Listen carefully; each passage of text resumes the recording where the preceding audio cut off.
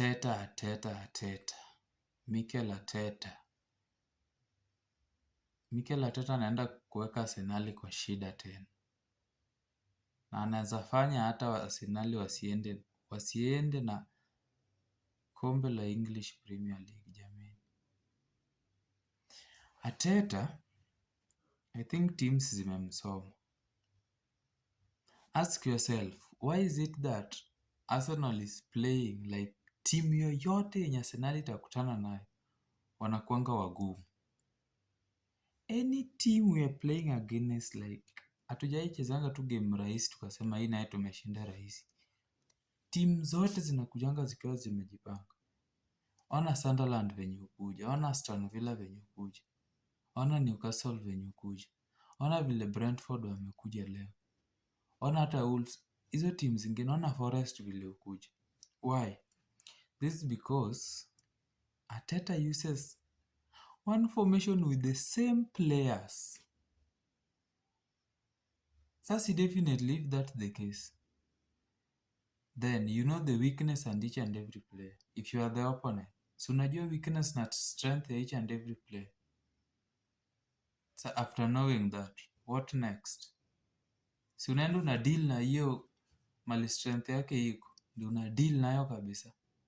Na mali weakness yake iko unamfinya nayo. That's the thing.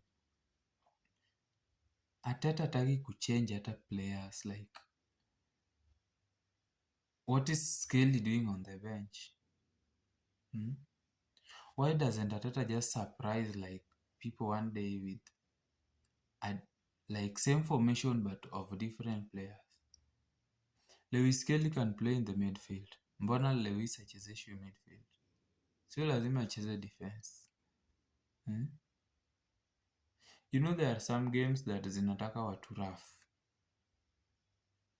There are some games that need rough people. Lewis is rough. Mbona Arteta hawezi blend Rice, Zubimendi na Lewis midfield? Siku moja tuone tu how things goes. Personally in my head, I see that one as the best. Like you see Zubimendi is rough, Nani is rough. This other guy, Lewis is rough. Akiwaeka mid up, hiyo mid haipitiki. Mid haitaki watu soft jamii. Arteta is going to land us in problems if in case he doesn't change his ways, because teams zimemsoma. Najua kasi set piece, then wanajua wanaenda kumark Gyökeres pale pia. Gyökeres hata apewe ball like ni ngumu sana.